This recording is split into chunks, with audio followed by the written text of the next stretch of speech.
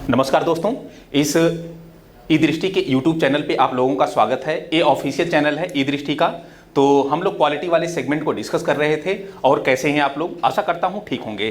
तो आते हैं इस क्वालिटी वाले सेगमेंट को। पिछले जो 20 वर्षों का क्वेश्चंस आया हुआ है सिविल सर्विसेज में, चाहे वो यूपीएससी हो, यूपीपीसीएस हो, बीपीएससी हो, आरओ हो, जो भी एग्जाम्स हो, उनके चारों ऑप्शन पर हम लोग क्या कर रहे हैं, विचार कर रहे हैं। तो आज बारी है संविधान के स्रोत की। इससे पहले हमने संवैधानिक विकास देखा और इसके अलावा एक दूसरा पार्ट कॉन्स्टिट्यूशन असेंबली जो संविधान सभा थी उसको पूरा डिटेल से देखा। आज बारी है संविधान के स्रोत की। तो आते हैं भाई, इस पर कुछ क्वेश्चंस हैं, जरा देखिएगा क्वेश्चन। एक क्वेश्चन वर्ष 2015 में पूछा गया है यूपीपीसीएस प्री में। क्या रहा है क्वेश्चन? कह रहा है कि भारत के संविधान में उद्देशिका का विचार लिया गया था। अब देखिए, उद्देशिका का विचार कहां से लिया गया था, उद्देशिका की भाषा कहां से ली गई थी, या फिर उद्देशिका में कुछ शब्द शामिल है जैसे सामाजिक, आर्थिक, राजनीतिक न्याय, ये कहां से लिया गया, या फिर उद्देशिका किस पर आधारित है, इसको भी लेकर क्वेश्चन पूछा गया। या फिर उद्देशिका में जो शामिल स्वतंत्रता, समानता और बंधुत्व का जो आदर्श वाक्य है ये कहां से लिया गया, जैसी सारी चीजें उद्देशिका से पूछी जाती हैं। तो एक बार उद्देशिका से ही संबंधित सारी चीजें कंफर्म कर लेते हैं, फिर क्वेश्चन पे आते हैं, डिस्कस करते हैं। यहां पे मैं आपको बताते चलूं कि जो यूएसए है यहीं से उद्देशिका का विचार लिया गया था। ये उद्देशिका जो है ये प्रस्तावना है, ठीक है ना, प्रियम्बल है। वही प्रस्तावना कहती है कि हम भारत के लोग भारत को एक संपूर्ण, प्रभु संपन्न, समाजवादी, पंथ निरपेक्ष, लोकतांत्रिक गणराज्य बनाने के लिए अपने देश के नागरिकों को सामाजिक, आर्थिक, राजनीतिक न्याय, विचार, अभिव्यक्ति, विश्वास, धर्म एवं उपासना की स्वतंत्रता, प्रतिष्ठा एवं अवसर की समता प्रदान करने के लिए व्यक्ति की गरिमा, राष्ट्र की एकता और अखंडता को बढ़ाने वाली बंधुता को सुनिश्चित करने के लिए दृढ़ संकल्पित होकर 26 नवंबर 1949 को संविधान सभा द्वारा संविधान को अंगीकृत, अधिनियमित और आत्मार्पित करते हैं। खैर, ये तो प्रस्तावना आपकी है। तो इसी प्रस्तावना से संबंधित क्वेश्चन पूछे गए हैं।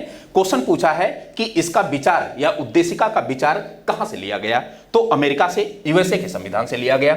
लेकिन अगर मैं कहूं कि इसकी जो भाषा है, ये लैंग्वेज, ये कहां से लिया गया है, तो यह है ऑस्ट्रेलिया से लिया गया है। ये भी चीजें आपको याद रखनी चाहिए, ऑस्ट्रेलिया से लिया गया है। फिर अगर मैं ये कहूं, थोड़ा सा स्लाइड चेंज करके फिर डिस्कस करते हैं इस प्रस्तावना को। तो प्रस्तावना आपको पता होगा, इसको आगे हम पढ़ाएंगे कि इसमें कितने प्रकार के न्याय हैं, स्वतंत्रता कितने प्रकार की है, राज्य का जो नेचर है वो कैसा है, जैसी सारी चीजें। हालांकि जो प्रस्तावना है, इस प्रस्तावना को अगर हम देखें तो एक, हम जब संविधान सभा पढ़ा रहे थे तो उस संविधान सभा में संविधान की हम तीसरी बैठक बताए थे, और तीसरी बैठक हम बताए थे 13 दिसंबर 1946 को बताए थे। और हमने बताया कि 13 दिसंबर 1946 के दिन हुआ क्या कि जवाहरलाल नेहरू ने एक उद्देश्य प्रस्ताव पेश किया। ध्यान से समझिएगा, एक उद्देश्य प्रस्ताव पेश किया। यही उद्देश्य प्रस्ताव बाद में संविधान सभा के द्वारा क्या किया जाता है कि 22 जनवरी, ये सब डेट पूछा गया है, 22 जनवरी 1947 को स्वीकार कर लिया जाता है। इस उद्देश्य प्रस्ताव में था क्या, तो इस उद्देश्य प्रस्ताव में कहा गया कि यह संविधान सभा भारत को एक संघ राज्य के रूप में घोषित करती है। यह भारत का जो अखिल भारतीय संघ होगा, जो भी संघ होगा, यह देशी प्रांतों और रियासतों से मिलकर बना होगा। संपूर्ण जो शक्ति निहित होगी वो जनता में निहित होगी। इसके अलावा न्याय की भी बातें की गई, स्वतंत्रता की बातें की गई, अधिकारों की बातें की गई, विश्व जन कल्याण की बातें की गई। तो ये सब सारी बातें इस उद्देश्य प्रस्ताव में नेहरू करते हैं। यही उद्देश्य प्रस्ताव 22 जनवरी 1947 को स्वीकार कर लिया जाता है। आपको मैं बताते चलूं कि बाद में इसी उद्देश्य प्रस्ताव का जो सुधरा रूप है, जो संशोधित रूप है, यही क्या कहलाया, प्रस्तावना कहलाया। तो कुल मिला जुलाकर प्रस्तावना जो है वह संविधान का एक परिचय पत्र है, एक संविधान का दर्शन है, एक संविधान की आत्मा की भांति प्रतीत होता है। कुल मिला जुलाकर अगर कहें तो कम समय में पूरे संविधान को, इसको पढ़ के कम समय में पूरे संविधान को जाना जा सकता है। एन.के. पालकीवाल जो राजनीतिकविद हैं वह कहते हैं कि यह संविधान का परिचय पत्र है। जैसी सारी चीजें खैर डिस्कस करेंगे प्रस्तावना में, लेकिन एक बैकग्राउंड है। अगर क्वेश्चन ये पूछे कि प्रस्तावना किस पर आधारित है, नेहरू के उद्देश्य प्रस्ताव पर आधारित है, ये भी क्वेश्चन पूछा गया। अभी क्वेश्चन आपसे ये पूछा गया कि प्रस्तावना यानी उद्देशिका, इसका विचार कहां से लिया गया, तो अभी हमने बताया कि ये यूएसए के संविधान से लिया गया। इसके अलावा ये जो प्रस्तावना या उद्देशिका है, इसकी भाषा कहाँ से ग्रहण की गई या कहाँ से इसकी भाषा आधारित है, किस कॉन्स्टिट्यूशन के आधार पर? तो अगर भाषा को आधार माने तो वो ऑस्ट्रेलिया के संविधान से इसकी भाषा पूरी तरह प्रेरित है, ऑस्ट्रेलिया के संविधान से। फिर मैं कहूं कि प्रस्तावना में जो सामाजिक, आर्थिक, राजनीतिक न्याय है, न्याय 3 प्रकार के दिए जाते हैं। न्याय 3 प्रकार के दिए जाते हैं प्रस्तावना में। एक सामाजिक न्याय और दूसरा आर्थिक न्याय और तीसरा जो है वह है राजनीतिक न्याय है। तो सवाल है कि ये जो न्याय है ये कहां से लिया गया? तो यह न्याय आपका रूस से लिया गया, रूस से। ठीक ना भैया? एक चीज और भी है, फ्रांस की क्रांति में स्वतंत्रता, समानता और बंधुत्व जैसे आदर्श वाक्य खूब प्रचलित रहे। तो ये जो प्रस्तावना बन रही थी तो उतने समय स्वतंत्रता, ये तीनों शब्द आपको याद रखना है, स्वतंत्रता, समानता और बंधुत्व। ये स्वतंत्रता, समानता और बंधुत्व, ये तीनों आदर्श वाक्य ये फ्रांस से लिए गए हैं। ठीक है ना? तो जब हम स्रोत पढ़ेंगे उसमें तो पढ़ेंगे ही, लेकिन प्रस्तावना की जैसे ही बात आती है तो इतने सारे स्ट्रक्चर हमारे दिमाग में होने चाहिए। तो आई होप आपको पसंद आया होगा कि जो प्रस्तावना है उसका क्या अपना स्वरूप है और कैसे क्या क्या चीजें कहां से ग्रहण की गई हैं। खैर, आते हैं नेक्स्ट क्वेश्चन, दूसरे क्वेश्चन पे। कह रहा है कि भारत में न्यायिक पुनरीक्षण, जुडिशियल रिव्यू, ये जुडिशियल रिव्यू क्या होता है अभी हम बताते हैं। पहले क्वेश्चन पढ़ते हैं कि जुडिशियल रिव्यू की संकल्पना निम्नांकित देश के संविधान से ली गई है। कह रहा है कि जुडिशियल रिव्यू की जो संकल्पना है वह किस देश के संविधान से ली गई है? तो एक तो यूनाइटेड किंगडम दिया है और दूसरा संयुक्त राज्य अमेरिका दिया है, फिर यूएसआर दिया है जो रसिया है, फिर ऑस्ट्रेलिया दिया है। एक क्वेश्चन आपका यूपीपीसीएस प्री में वर्ष 1998 में पूछा गया। तब क्वेश्चन पूछने का जो नेचर था कुछ ऐसा था। जुडिशियल रिव्यू क्या होता है कि जैसे संसद के द्वारा, अच्छा कानून कितने प्रकार से बन सकते हैं, कौन कौन बॉडी कानून बना सकती है? एक तो संसद कानून बना सकती है, उसको राइट है, कानून बनाने का अधिकार है। इसके अलावा राज्य विधानमंडल कानून बना सकती है। राज्यों में जो है राज्यपाल भी कानून बना सकता है, जब आप अनुच्छेद 213 पढ़ेंगे अध्यादेश के माध्यम से। वहीं पर केंद्र में राष्ट्रपति अध्यादेश के माध्यम से, जब आप आर्टिकल 123 पढ़ेंगे। तो इतनी सारी संस्थाएं, इतनी सारी बॉडी जो है कानून का निर्माण कर सकती है। आपको यह पता होगा कि राष्ट्रपति और राज्यपाल के द्वारा जो अध्यादेशों के माध्यम से कानून बनाए जाते हैं वह कहीं न कहीं अधिनियमों और कानूनों की भांति व्यवहार करते हैं। ठीक है ना? उनको एक विधि रूप दिया जाता है। तो कुल मिला जुलाकर ये जो कानून बनाया गया है तो सुप्रीम कोर्ट क्या करती है? इसकी जांच करती है, इसका पुनरावलोकन करती है, इसकी समीक्षा करती है कि जो संविधान, ये जो कानून बनाया गया है यह संविधान के अनुकूल है कि नहीं है, संविधान के बेसिक स्ट्रक्चर के अनुकूल है कि नहीं है, मूल अधिकारों के संगत है कि नहीं संगत है, जैसी सारी चीजें सुप्रीम कोर्ट करता है। तो वही क्वेश्चन पूछ रहा है कि भाई जो न्यायिक पुनरीक्षण की शक्ति है वो कहां से ली गई है? तो ये संयुक्त राज्य अमेरिका से ली गई है। तो सवाल है कि क्या केवल एक ही शक्ति ली गई है संयुक्त राज्य अमेरिका से? नहीं भैया, कई सारी चीजें ली गई हैं। अगले स्लाइड में बताते हैं जो क्लीन है। ठीक है ना? अगर मैं ये कहूं कि अमेरिका से क्या क्या लिया गया है, अच्छा न्यायिक पुनरावलोकन एक बार और सुनना जरा, इसको हम न्यायिक पुनरावलोकन भी कह सकते हैं, पुनरावलोकन भी कह सकते हैं या न्यायिक समीक्षा भी कह सकते हैं। इसको हम न्यायिक समीक्षा भी कह सकते हैं। अब सुनना जरा, ये क्या है? जैसे कि अपना प्यारा सा संसद है या फिर राज्य विधानमंडल है, राज्य विधानमंडल अथवा राष्ट्रपति है या फिर राज्यों में राज्यपाल है। ये दोनों तो कानून बनाते हैं केंद्र स्तर और राज्य स्तर पर। ये तो कानून बनाएंगे ना, तो कानून इनके द्वारा बनेगा, कानून इनके द्वारा भी बनाया जाता है। हालांकि ये जो है अध्यादेशों के माध्यम से कानून बनाते हैं, अध्यादेशों के माध्यम से, तो अध्यादेश के माध्यम से कानून बना रहे हैं।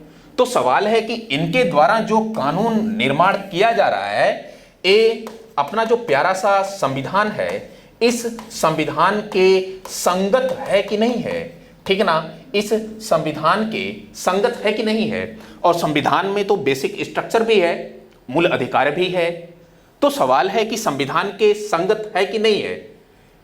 इसके अलावा मैं आपको बताते चलूं कि जब संविधान लागू नहीं हुआ था, संविधान के लागू होने के बाद तो एक प्रक्रिया है ना, उसी के बाद कहीं ना कहीं संसद आया, राज्य विधानमंडल आया, राष्ट्रपति और राज्यपाल जैसे पद आए। तो कुल मिलाकर यह है संविधान के लागू होने के बाद हम देख सकते हैं जो भी कानून बनाया जाएगा एक जुडिशियल रिव्यू किया जाता है। लेकिन अंग्रेजों के द्वारा भी कुछ कानून बनाए गए, जैसे आपने सुना होगा कि आईपीसी का नाम सुना होगा, सीआरपीसी का नाम सुना होगा, सीपीसी का नाम सुना होगा। तो ये सब जो कानून हैं, ये सब जो एक्ट हैं, सवाल है कि क्या ये सब एक्ट भी संविधान के संगत होने चाहिए? हां, संविधान के संगत होने चाहिए। अगर संगत नहीं होगा तो उसको शून्य घोषित कर दिया जाएगा सुप्रीम कोर्ट के द्वारा। यही न्यायिक पुनरावलोकन है, यही न्यायिक समीक्षा है। तो आई होप न्यायिक समीक्षा क्लियर हो गया होगा कि क्या चीजें हैं। अब आते हैं थोड़ा सा ये हम देखते हैं कि अमेरिका से क्या लिया गया। अभी हमने बताया कि अमेरिका से न्यायिक पुनरावलोकन लिया गया, तो सवाल है कि क्या यूएसए से और कुछ लिया गया है? हाँ भैया, और कुछ लिया गया है। एक तो मूल अधिकार लिया गया है, एक तो मूल अधिकार फंडामेंटल राइट, जो इतने समय 6 मूल अधिकारों की संख्या है, लेकिन मूल संविधान में इसकी संख्या टोटल 7 हुआ करती थी। संपत्ति का जो अधिकार है उसको 44वां संविधान संशोधन 1978 करके विधिक अधिकार बना दिया गया है। अब मूल अधिकार वो नहीं रहा है। तो मूल अधिकार जैसी सारी चीजें ये यूएसए के संविधान से ली गई हैं।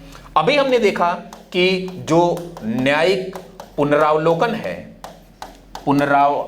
है, यह न्यायिक पुनरावलोकन यूएसए के संविधान से लिया गया।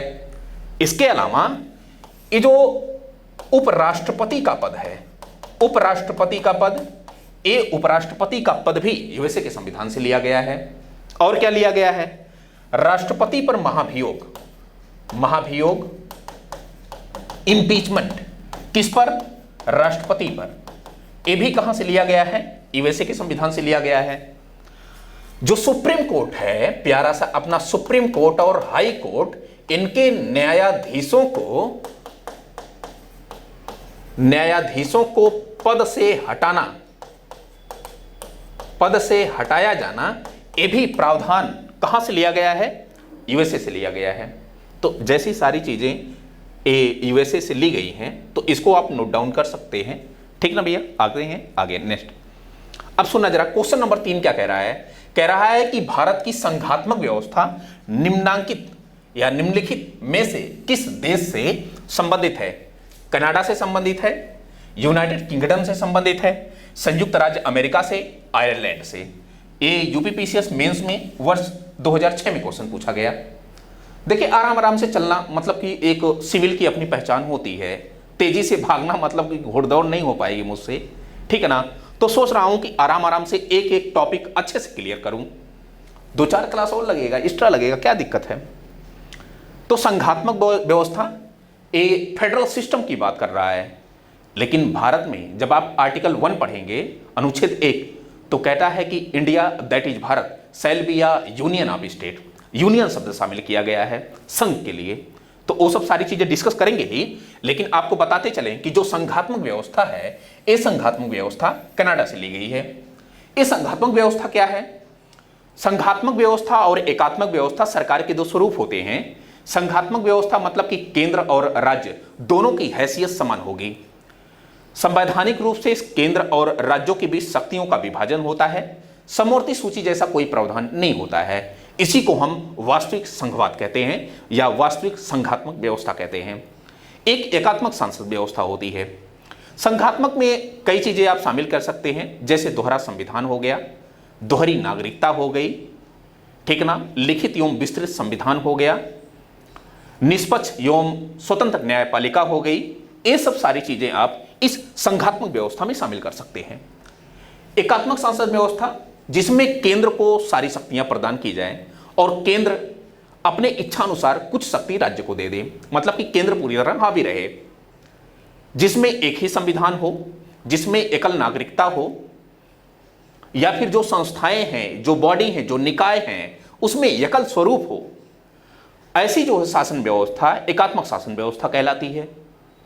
और मैं आपको बताते चलूं कि जो अगर हम कहें कि इंडिया क्या है, इंडिया का जो शासन व्यवस्था कैसी है, संघात्मक या एकात्मक, तो हम यह पूरी तरह नहीं कह सकते हैं कि भारत का जो शासन व्यवस्था है वो पूरी तरह संघात्मक है या पूरी तरह एकात्मक है, क्योंकि दोनों के स्वरूप मिलते हैं। हालांकि संघात्मक व्यवस्था की तरफ हमारा जो कॉन्स्टिट्यूशन है वो ज्यादा झुका हुआ है, ठीक है ना। तो ये संघात्मक जो व्यवस्था है ये कनाडा के संविधान से ली गई है। यूनाइटेड किंगडम से क्या क्या चीजें ली गई हैं, तो यूनाइटेड किंगडम से आपको मैं बताऊं कि विधि का शासन लिया गया है, मंत्रिमंडलीय प्रणाली ली गई है, संसदीय विशेषाधिकार जैसी चीजें ली गई हैं। ये सब सारी चीजें जो है यूनाइटेड किंगडम से ली गई हैं। आयरलैंड से राज्य के नीति निर्देशक तत्वों को लिया गया है, ये तो आपको पता होगा। राष्ट्रपति के निर्वाचन की पद्धति आयरलैंड से ली गई है। अमेरिका का अभी अभी हमने डिस्कस किया, तो आई होप पूरा ऑप्शन डिस्कस हो गया होगा। आते हैं next question. Next question, question number 4 जरा देखना। कह रहा है कि भारतीय संविधान में राज्यों की संघ की संकल्पना को प्राप्त किया गया। राज्यों की संघ, ये भैया आर्टिकल 1 जब आप पढ़ेंगे तो India that is Bharat shall be a union of state. सुनना जरा, जब आप अनुच्छेद 1 पढ़ेंगे तो यूनियन ऑफ स्टेट की बात करता है, यूनियन ऑफ स्टेट।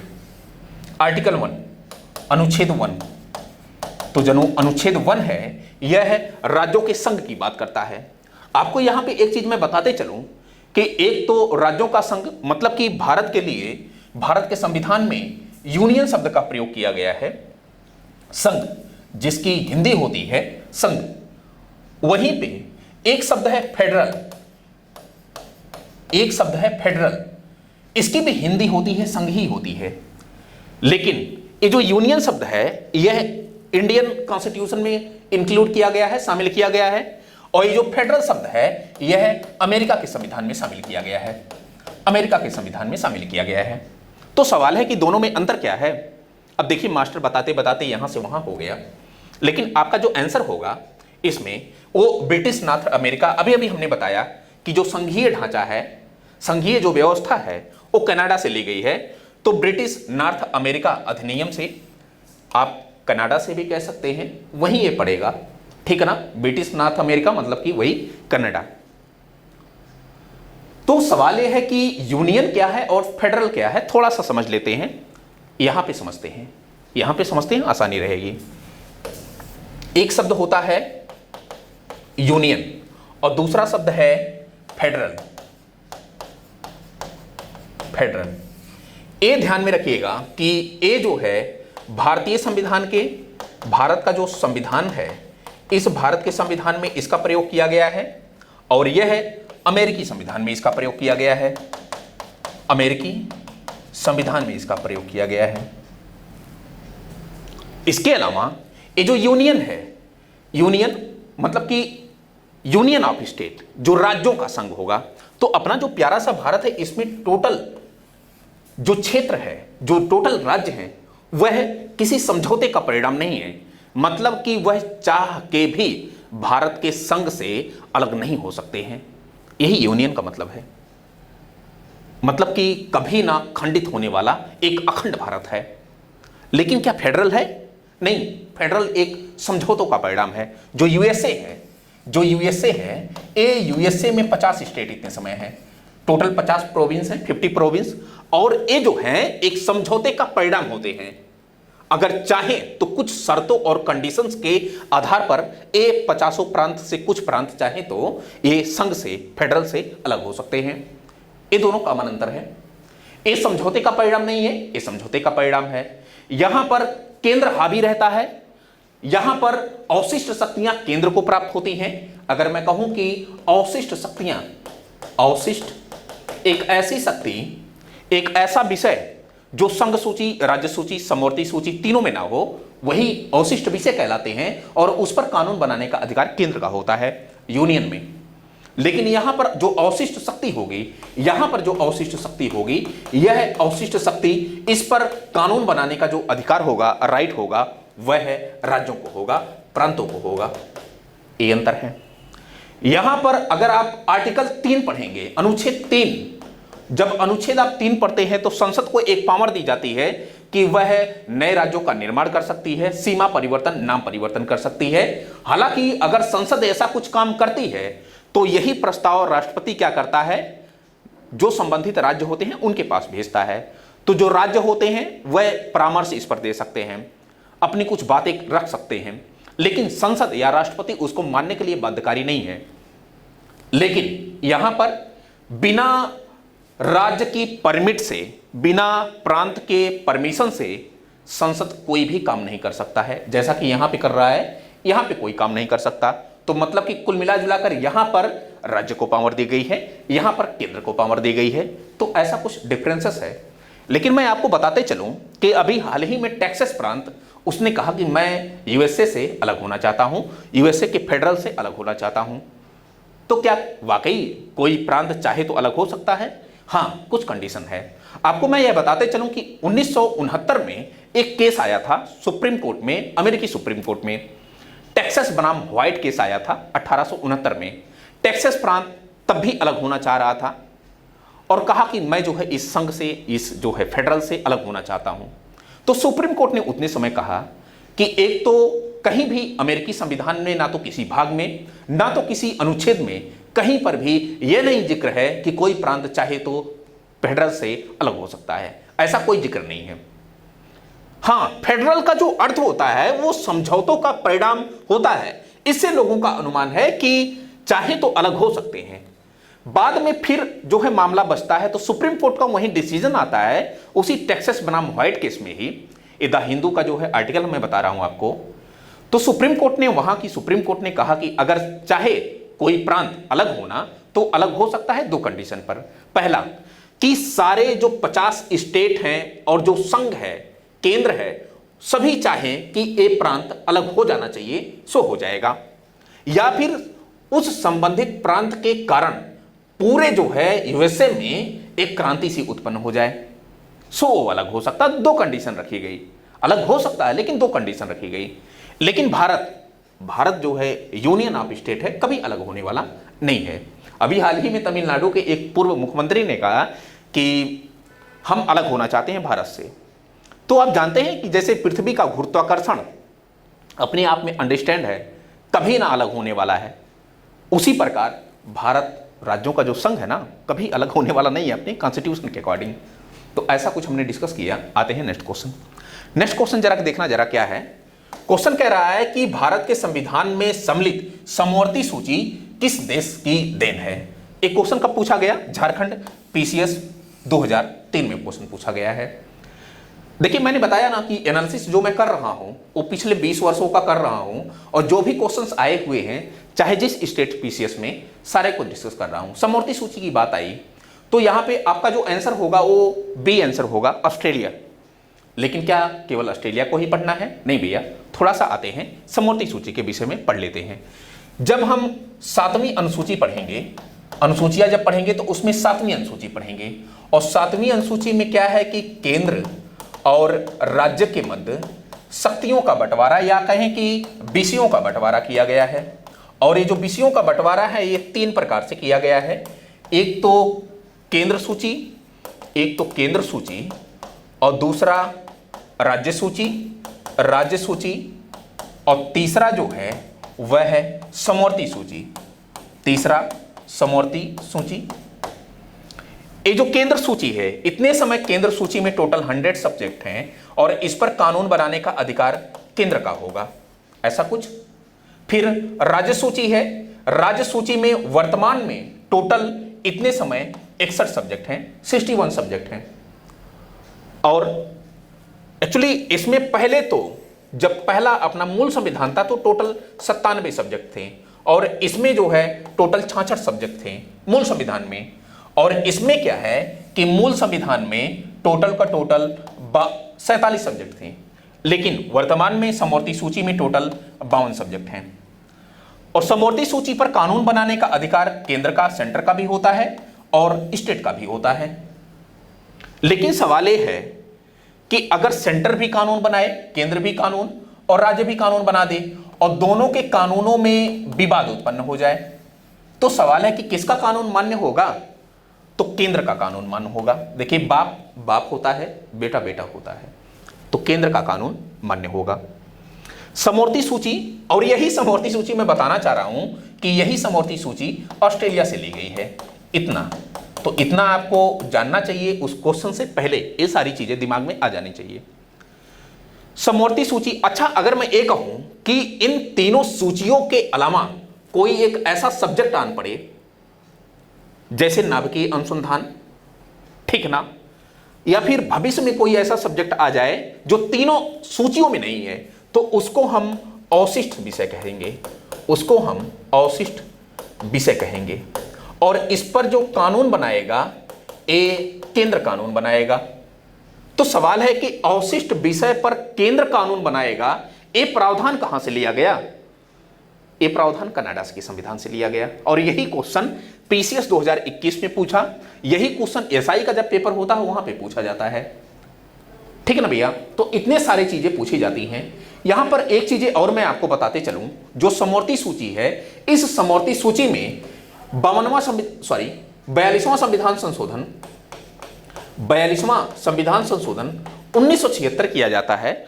और 42वां संविधान संशोधन 1976 करके ये जो 47 सब्जेक्ट है, 47 सब्जेक्ट में 5 सब्जेक्ट जोड़ करके इसको 52 सब्जेक्ट कर दिया जाता है। और कभी कभी सब्जेक्ट को भी पूछता है कि कौन से वे सब्जेक्ट थे जिनको जोड़ा गया। तो सुनना जरा, यहां पे कुछ ऐसे सब्जेक्ट हैं जिनको जोड़ा गया। एक तो वन है, दूसरा शिक्षा है, तीसरा वन्य जीव एवं पंछियों का संरक्षण है, पंछियों का संरक्षण है, तीसरा, चौथा मापतौल है, और एक पांचवा है न्याय प्रशासन। ये पांचों सब्जेक्ट आपको याद करने चाहिए, क्योंकि 42वां संविधान संशोधन 1976 के तहत जो सब्जेक्टों की संख्या समवर्ती सूची में 47 थी, अब उनकी संख्या बढ़ा करके 52 कर दी गई है। अच्छा, कोई बताएगा कि परिवार नियोजन किसमें है? समवर्ती सूची में है। जनगणना किसमें है? केंद्र सूची में है। पुलिस प्रशासन किसमें है? राज्य सूची में है। कृषि किसमें है? राज्य का विषय है। तो ऐसे सारे विषयों का जो है बंटवारा किया गया है, सब अपने अपने विषय पर कानून बनाते हैं, ठीक है ना। कभी केंद्र राज्य संबंध पढ़ाऊंगा तो उसमें बताऊंगा कि कुछ विषयों पर अगर केंद्र चाहे तो राज्य के विषयों पर कानून बना सकती है, वो सारी कंडीशंस अलग होती हैं। आते हैं नेक्स्ट क्वेश्चन। नेक्स्ट क्वेश्चन क्या कह रहा है? क्वेश्चन नंबर 6 कह रहा है कि भारतीय संविधान में राज्य के नीति निर्देशक तत्वों की संकल्पना किस देश के संविधान पर आधारित है? तो ये तो क्वेश्चन पूछा गया यूपीपीसीएस प्री में 1998 में पूछा गया है। तो आयरलैंड के संविधान, ये जो आपका आंसर होगा आयरलैंड।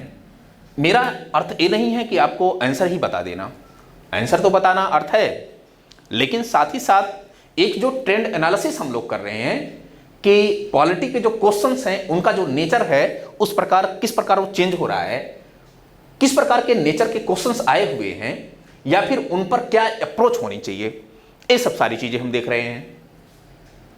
तो आयरलैंड के संविधान से लिया गया। ये डीपीएसपी क्या होता है? यही डीपीएसपी है। DPSP directive principle state policy से कहा जाता है। आते हैं नेक्स्ट स्लाइड, उस पर डिस्कस करते हैं। थोड़ा सा सुनना जरा। डीपीएसपी ये एक्चुअली संविधान का जो भाग 4 है, इसी में डीपीएसपी की चर्चा की गई है। अगर मैं कहूं कि जो अनुच्छेद है, अनुच्छेद 36 से लेकर अनुच्छेद 51 तक इस डीपीएसपी की चर्चा की गई है। फिर इसको ड्राफ्ट करें। ये डीपीएसपी का प्रावधान कहां से लिया गया है? तो यह आयरलैंड के संविधान से ग्रहण किया गया है, आयरलैंड के संविधान से। क्या ये डीपीएसपी, इसकी प्रकृति क्या है, इसका नेचर कैसा है, ये भी क्वेश्चन पूछा गया है। तो यह है गैर न्यायोचित है, गैर न्यायोचित मतलब कि न्यायालय में प्रवर्तनीय ये नहीं है, ठीक ना। ये सब सारी चीजें, इसका जो उद्देश्य होता है ये जन कल्याण पर आधारित होती है। सामाजिक आर्थिक कल्याण इसका प्रमुख उद्देश्य है, सामाजिक आर्थिक न्याय कह सकते हैं। हालांकि इसको जो है संविधान में इस आधार पर कोई मैटर नहीं ले जाया जा सकता कि डीपीएसपी में ये बातें कही गई हैं, न्यायालय में ये प्रवर्तनीय या लागू नहीं होगा। हालांकि इस पर जब कानून बन जाते हैं तो व्यवहारिक रूप से हमको लागू हुआ दिखाई पड़ता है। जैसे मैं बताऊं कि डीपीएसपी का एक अनुच्छेद है, अनुच्छेद 48A, जो पर्यावरण संरक्षण एवं संवर्धन के प्रयास को जो है राज्य का कर्तव्य बताया गया है। और इसी पर आधारित अगर पर्यावरण संरक्षण अधिनियम 1986 की मैं बात करूं, अगर कोई भी व्यक्ति पर्यावरण का लॉस करता है तो उसको 2 वर्ष की सजा दी जाती है। तो डीपीएसपी का उस व्यक्ति ने या उस संस्था ने या उस राज्य ने पालन नहीं किया तो उसको सजा दी गई। एक प्रकार से हम एक्ट के तहत उसको सजा दे रहे हैं, लेकिन दूसरा डीपीएसपी के तहत कोई मैटर विशेष नहीं हो रहा है, लेकिन आधार डीपीएसपी का ही लिया जा रहा है। डीपीएसपी पर ही कहा जाता है ना कि डीपीएसपी मतलब कि राज्य के नीति निर्देशक तत्वों को ध्यान में रखकर राज्य क्या करे, कानून बनाए। तो इसी को आधार बना के कानून बनाया गया है। तो ये तो इंप्लीमेंट हो गया ना, सैद्धांतिक रूप से इंप्लीमेंट नहीं होता है, लेकिन कुछ व्यवहारिक तरीकों से देखा जाए तो इंप्लीमेंट होता हो दिखाई पड़ता है। ये डीपीएसपी है। खैर ना, आते हैं next question. Next question, question number 7 जरा देखना। कह रहा है कि ये मिलान आपका करना है कि भारत के संविधान के कुछ लक्षण हैं और किस देश से ये गृहीत किए गए हैं, वही आपको देखना है। मूल अधिकार, अभी अभी हमने बताया कि मूल अधिकार अमेरिका के संविधान से ग्रहण किया गया है, तो अमेरिका के संविधान से आप मिला दीजिए इसको। फिर शासन की संसदीय प्रणाली हमने बताया अभी अभी कि ब्रिटेन के संविधान से लिया गया है, तो ब्रिटेन यूके यहां से मिला दीजिए इसको। देन आपातकाल जर्मनी से लिया गया है, तो जर्मनी से मिला दीजिए इसको। फिर अभी अभी बताया कि राज्य के नीति निर्देशक तत्व ए आयरलैंड से मिला दीजिए। फिर अपना कर लीजिए आप, ठीक है ना। आते हैं नेक्स्ट क्वेश्चन क्या कह रहा है। क्वेश्चन नंबर 8 कह रहा है कि वही मिलान करना है, सही युग्मित नहीं है। सॉरी, ये कह रहा है कि कौन सा सही युग्मित नहीं है। तो मौलिक अधिकार, क्या मौलिक अधिकार ए यूएसए से लिया गया है? ऑफ कोर्स यूएसए से लिया गया है। राज्य के नीति निर्देशक तत्व क्या आयरलैंड से लिया गया है? वाकई लिया गया है। केंद्र की अवशिष्ट शक्तियां ऑस्ट्रेलिया से ली गई हैं, अभी अभी हमने चर्चा किया नहीं भैया। केंद्र की जो अवशिष्ट शक्तियां हैं, ठीक है ना, ए कनाडा से ली गई हैं, ए कनाडा से ली गई हैं, और संघीय व्यवस्था भी कनाडा से ली गई है। इसके अलावा राज्यों में केंद्र के द्वारा राज्यपाल की जो नियुक्ति होती है वो भी कनाडा के संविधान से ली गई है। इतनी सारी चीजें कनाडा के संविधान से ली गई हैं, तो ये सी वाला आपका गलत हो जाएगा। वही कह रहा है कि कौन सा युग्मित नहीं है, तो सी वाला युग्मित नहीं है। आपातकालीन शक्तियां ये जर्मनी से ली गई हैं, अभी अभी हमने देखा। ये यूपी पीसीएस वर्ष 2021 में, अभी हाल ही में जो पीसीएस का एग्जाम हुआ उसमें क्वेश्चन पूछा गया, वर्ष 2021 वाले में, 1 साल पहले। तो इतना कुछ आपने इसमें जाना। आते हैं नेक्स्ट क्वेश्चन। नेक्स्ट क्वेश्चन क्या है? विधि का शासन। ये देखिए, विधि का शासन, टाइम वगैरह नहीं देखना है, आराम आराम से समझना है। विधि का शासन वही मिलान करना है। तो विधि का जो शासन है ये इंग्लैंड से लिया गया है, ठीक है ना। क्या होता है विधि का शासन? अनुच्छेद 14 से किस प्रकार रिलेट करता है? ब्रिटेन के डायसी के राजनीतिक विधि से किस प्रकार ये जुड़ा हुआ है, अभी डिस्कस कर लेते हैं। एक होता है विधि का शासन, एक होता है विधि के समान संरक्षण। किस प्रकार फंडामेंटल राइट से अटैच्ड है, अभी देखते हैं इसको। विधि द्वारा स्थापित प्रक्रिया ये जापान से ली गई है, इसको यहां से रिलेट कर लीजिए। राष्ट्रपति के विचारार्थ राज्यपाल द्वारा विधेयक सुरक्षित रखना, कनाडा से लिया गया है। देखिए, जो भी फेडरल स्ट्रक्चर से रिलेट करेगा टॉपिक, वो कहीं ना कहीं कनाडा के कॉन्स्टिट्यूशन से इंपैक्टिव होगा, ठीक है ना, प्रभावित होगा। ये उभयनिष्ठ विषय। देखिए, अभी अभी हमने बताया कि अवशिष्ट शक्तियां, अवशिष्ट शक्तियों को ही उभयनिष्ठ विषय कह सकते हैं। तो इसको तो बार बार हमने बताया कि कहां से अवशिष्ट सूची, सॉरी ये उभयनिष्ठ सूची है। उभयनिष्ठ सूची ये ऑस्ट्रेलिया से ली गई है। उभयनिष्ठ मतलब कि जो समवर्ती सूची होती है, जो समवर्ती सूची होती है ये कहां से ली गई है? ऑस्ट्रेलिया से ली गई है। तो इतना कुछ आपने इसमें देख लिया। फिर आते हैं थोड़ा सा हम लोग विधि के सम समता और विधि के समान संरक्षण डिस्कस करते हैं। जब आप आर्टिकल 14 पढ़ेंगे तो आर्टिकल 14 में 2 पार्टों में आप पढ़ते हैं अनुच्छेद 14 को। एक तो विधि का शासन पढ़ते हैं और दूसरा विधि के समान संरक्षण पढ़ते हैं। विधि का शासन क्या है? जब एक कानून के माध्यम से सभी लोगों को एक ही कानून के माध्यम से संचालित किया जाए। जैसे कि एक कोई कानून है, इस कानून से पूरे देश के नागरिकों को अच्छे से संचालित किया जाए, किसी व्यक्ति को कोई भी विशेषाधिकार ना दिया जाए, यहां पर विशेषाधिकार नाम की कोई चीज ही नहीं है। जैसे ड्रग्स में अगर मैं पकड़ा गया तो मुझे भी जेल होगी, अगर शाहरुख खान के बेटे आर्यन खान को पकड़ा गया है तो उसी एक्ट के अकॉर्डिंग उनको भी जेल होगी। विधि का शासन, ये जो विधि का शासन है, ये विधि का शासन ब्रिटेन से लिया गया है। तो विधि का शासन क्या पॉजिटिव है या नेगेटिव है? अगर मैं ये कहूं कि आर्मी का रेस चल रहा है, ध्यान से सुनिएगा एकदम, आर्मी का रेस चल रहा है और उस आर्मी के रेस में क्या है कि 5 फीट और 5 इंच हाइट की डिमांड की गई है, ठीक है ना? तो जायज है कि पूर्वोत्तर वाला व्यक्ति जो है वो फिट नहीं हो पाएगा और जो उत्तर भारत या दक्षिण भारत के व्यक्ति हैं वो आराम से फिट हो जाएंगे। ये न्याय है कि अन्याय है? और सुनना जरा, जो हाशिए के अंतिम पायदान पर खड़ा हुआ व्यक्ति है, अनुसूचित जाति और जनजाति का व्यक्ति है, या फिर महिलाएं हैं, या फिर बच्चे हैं, क्या इनको एक ही कानून से देखा जाना चाहिए या इनको कुछ संरक्षण दिया जाना चाहिए? अगर विधि का शासन होगा तो एक ही कानून से देखा जाएगा। तो ये नकारात्मक है कि सकारात्मक? ऑफकोर्स नकारात्मक है, नकारात्मक है, नकारात्मक है।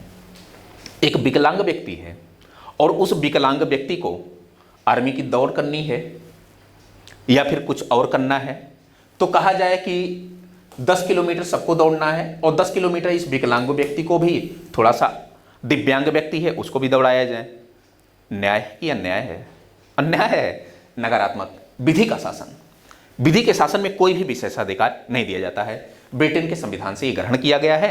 एक डायसी नामक जो है राजनीतिक व्यक्ति थे, उन्हीं की पुस्तक थी रूल ऑफ लॉ, वहीं से विधि का शासन ग्रहण किया गया है।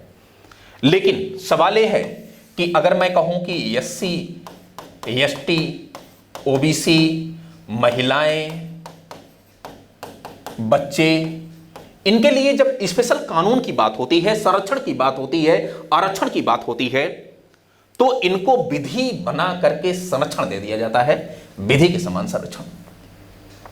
पूर्वोत्तर के वे नागरिक आर्मी की वैकेंसी से बाहर ना होने पाए, उनको कानून बना के उनको आर्मी में, सेना में शामिल कर लिया जाता है, विधि के समान संरक्षण। एक कानून अगर होता तो दिक्कत आनी पड़ती ना, ठीक है ना भैया? तो विधि का शासन और विधि के समान संरक्षण, ये जो विधि के समान संरक्षण है ये अमेरिका से लिया गया है और इसको कह सकते हैं कि हाँ भैया ये सकारात्मक अवधारणा है और वो नकारात्मक अवधारणा। तो आई होप पसंद आया होगा। आते हैं नेक्स्ट क्वेश्चन। नेक्स्ट क्वेश्चन क्या कह रहा है? क्वेश्चन नंबर 10, भारत का संविधान सबसे लंबा संविधान है। वाकई, नो डाउट, भारत का जो संविधान है ये सबसे लंबा संविधान है। फिर कह रहा है कि कारण, मौलिक अधिकारों का अध्याय अमेरिकन संविधान से, संविधान के मॉडल से लिया गया है। दोनों सही है। यहां क्योंकि लगा के शब्द जरा देखना, कह रहा है कि भारत का संविधान सबसे लंबा संविधान है क्योंकि मौलिक अधिकारों का अध्याय अमेरिकन संविधान से लिया गया है। क्या ये फिट बैठ रहा है कि भारत का संविधान तभी बड़ा लंबा हो गया क्योंकि मौलिक अधिकार अमेरिका से लिया गया, या इसलिए भारत का संविधान लंबा और बड़ा और विस्तृत हो गया क्योंकि भारत में विविधताएं ज्यादा हैं, भारत एक विशाल देश है, 1935 के भारत शासन अधिनियम का इंपैक्ट इस पर है, इसलिए बड़ा हो गया? अरे भैया, इसलिए बड़ा हो गया ना कि जो है अमेरिका से हमने फंडामेंटल राइट को लिया इसलिए बड़ा हुआ, बल्कि इसलिए बड़ा हुआ भारत एक विविधताओं वाला देश है, भारत एक विशाल देश है, 1935 के अधिनियम का प्रभाव है, संविधान सभा में प्रभुत्व वर्ग का प्रभाव है, ये सब सारी चीजें विस्तृत संविधान होने के कारण हैं, ठीक है ना? तो कथन और कारण दोनों सही है, लेकिन स्पष्ट व्याख्या ये नहीं कर रहा है, इसलिए जो आपका ऑप्शन होगा वो बी ऑप्शन होगा। कब क्वेश्चन पूछा गया? UPPCS 2015 में क्वेश्चन पूछा गया। तो आई होप क्लियर हो गया होगा। आते हैं नेक्स्ट क्वेश्चन। तो एक तो आपका क्लियर हुआ, दूसरा वाला पार्ट है संविधान के भाग, टोटल 22 भाग हैं, उन 22 भागों में थोड़ा सा चर्चा कर लेते हैं कि क्या कुछ चीजें हैं। भारतीय संविधान को क्रमांक अनुसार 22 भागों में विभाजित किया गया। पहले हम 22 भाग थोड़ा सा देख लेते हैं कि किसमें क्या चीजें कही गई हैं, फिर हम क्वेश्चन देख लेंगे। जो पहला वाला भाग है इसमें संघ एवं उसके राज्य क्षेत्र, इसकी बात की गई है। ठीक है ना, भाग 1 में। भाग 2 में क्या कहा गया है, नागरिकता का प्रावधान है। भाग 3 में मौलिक अधिकारों का प्रावधान है। देन जो भाग 4 है इसमें राज्य के नीति निर्देशक तत्वों का प्रावधान है। और भाग 4 का देखिए, इसको जो है 42वां संविधान संशोधन 1976 के तहत इसको ऐड किया गया मौलिक अधिकारों के रूप में, और 10 मौलिक अधिकारों के रूप में किया गया। हालांकि इतने समय 11 मौलिक अधिकार हैं, सॉरी मौलिक कर्तव्य हैं। 5वां जो भाग है इसमें केंद्र के बारे में है, संघ के बारे में, और 6ठा जो है भाग इसमें राज्य के बारे में है। 7वां जो है इसको निरसित कर दिया गया है, और 8वां जो है इसमें संघ राज्य क्षेत्र अर्थात यूटी जो यूनियन टेरिटरी केंद्र शासित प्रदेश है उनकी चर्चा है। देन जो 9वां है, इस 9वें वाले पार्ट में पंचायतों का उल्लेख है, पंचायतों का प्रावधान है। ये तो आपने पढ़ा होगा, पंचायतों का जो 73वां संविधान संशोधन 1992 है उसका प्रावधान है। नेक्स्ट भाग 4 का ए नगर पालिका से संबंधित, जब आप 74वां संविधान संशोधन पढ़ेंगे उसमें। फिर 9 खा, ये काफी अच्छी चीजें हैं, ये सहकारी समितियां, जब आप 97वां संविधान संशोधन वर्ष 2011 जो किया गया था उससे रिलेट करके पढ़ेंगे तो 9 खा सहकारी समितियां, इसका प्रावधान। 10 भाग 10 अनुसूचित जाति एवं जनजातीय क्षेत्रों के बारे में। भाग 11 है संघ एवं राज्यों के बीच संबंध। भाग 12 है वित्त, संपत्ति, संविदाएं और वाद्य। फिर उसके बाद भाग 13 है भारत के राज्य क्षेत्र के भीतर व्यापार, वाणिज्य एवं समागम की स्वतंत्रता। देन भाग 14 है यह संघ और राज्यों के अधीन जो सेवाएं हैं, ठीक है ना, इन सेवाओं को अच्छे से हम डिटेल से पढ़ेंगे। लेकिन भाग 14 में अगर पूछे तो संघ एवं राज्यों के अधीन सेवाएं हैं। 14 का अधिकरण है, ट्रिब्यूनल जिसे कहा जाता है, वो चीजें हैं। फिर भाग 15 क्या है, निर्वाचन, ये तो बार बार पूछा जाता है, बहुत इंपॉर्टेंट है। भाग 16 क्या है कि कुछ राज्यों के या कुछ वर्गों के संबंध में विशेष उपबंध, ये भाग 16 है। भाग 17 राजभाषा, बार बार पूछा गया है। भाग 18 ए आपात उपबंध है, और भाग 19 जो है ए प्रकीर्ण है। देन भाग 20 जो है संविधान संशोधन, ये चीजें। भाग 21 अस्थायी, संक्रमणकालीन और विशेष उपबंध है। भाग 22 है आपका संक्षिप्त नाम, प्रारंभ, हिंदी में प्राधिकृत पाठ और निरसन, ये सारी चीजें। हालांकि मैं आपको बताते चलूं कि संविधान संशोधनों के माध्यम से अगर उपखंडों को मिला दिया जाए तो टोटल इतने समय 25 भाग हो जाते हैं, ठीक है ना, लेकिन 22 भाग ये मूल रूप से हैं। आते हैं क्वेश्चन पे। क्वेश्चन जरा देखना, ये जो क्वेश्चन पूछा गया है क्वेश्चन नंबर 11 कह रहा है कि भारतीय संविधान को कितने भागों में विभाजित किया गया है। एक क्वेश्चन मेंस में पूछा गया यूपीपीसीएस 2012 में और 2008 में, दोनों पीसीएस में क्वेश्चन पूछे गए हैं। तो टोटल 22 भाग, इसमें सोचना ही नहीं है। हालांकि अगर उपखंडों को मिला दिया जाएगा तो टोटल 25 हो जाएंगे, लेकिन 25 नहीं पे जाना है, टोटल 22 भाग पूछ जाना है, ठीक है ना, इस पे नहीं जाना है। आते हैं नेक्स्ट क्वेश्चन। नेक्स्ट क्वेश्चन क्या कह रहा है कि निम्नलिखित में से कौन सा एक सही सुमेलित नहीं है। सही सुमेलित नहीं है, नहीं, हाँ, ये सब सारी चीजें आप केयर करके ही एग्जाम में अच्छे से जो है करें क्वेश्चंस। नागरिकता, क्या नागरिकता का प्रावधान संविधान के भाग 2 में है? तो आपको 2 में है, नागरिकता का प्रावधान संविधान के भाग 2 में है। जब आप अनुच्छेद 5 से लेकर 11 पढ़ेंगे तो उसमें नागरिकता की चर्चा पूरी तरह की गई है। फिर मौलिक अधिकार, ये जो मौलिक अधिकार है, ये मौलिक अधिकार संविधान के भाग 3 में है, ठीक है ना भैया। भाग 3 में अनुच्छेद 12 से लेकर अनुच्छेद 35 तक मूल अधिकारों की चर्चा है, और मूल अधिकार अभी अभी हमने बताया कि ये यूएसए के संविधान से लिया गया है। अगर आपके मूल अधिकारों का वायलेशन होता है तो आप सुप्रीम कोर्ट में अनुच्छेद 32 के तहत और हाई कोर्ट में अनुच्छेद 226 के तहत जा सकते हैं। मूल अधिकारों का जो संरक्षण करता है वह सुप्रीम कोर्ट और हाई कोर्ट दोनों करता है। मौलिक कर्तव्य, क्या ये मौलिक कर्तव्य संविधान के भाग 6(1) में है? नहीं भैया, 6(1) में नहीं है, ये तो है आपका भाग 4(का) में है, 4(का) में है, ठीक है ना, 4(का) में है। फिर राज्य, अभी अभी हमने बताया कि 5 का जो उल्लेख है वो संघ के रूप में है, भाग 5 का संघ के रूप में, और भाग 6 का वो राज्य के रूप में है। तो जो सी ऑप्शन होगा ये मौलिक कर्तव्य, ये 6(1) में नहीं है बल्कि 4(1) में है या 4(का) में है, इसको आप कर सकते हैं। फिर नेक्स्ट क्वेश्चन क्या है आपका,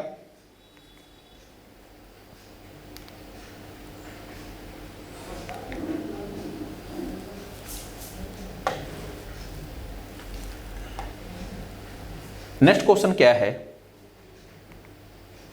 नेक्स्ट क्वेश्चन, क्वेश्चन नंबर 13 कह रहा है कि हमारे संविधान के किस भाग में 3 सोपानों में पंचायतें बनाने की परिकल्पना की गई है?